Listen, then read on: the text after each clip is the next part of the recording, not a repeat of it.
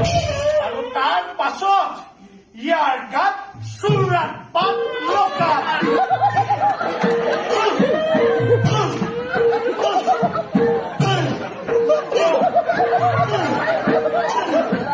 তাৰ পাছত ইয়াক গৰম তেলত তিয়াই তিয়াই ভাজি দি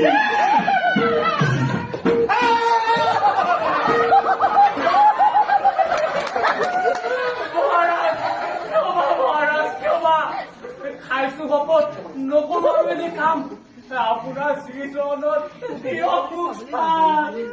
ক্ষমা ক্ষমা চালা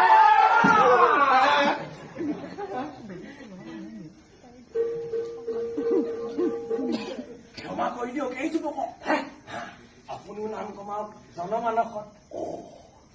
তোমাৰ চুক্তিত মই মানি লৈছো হাই।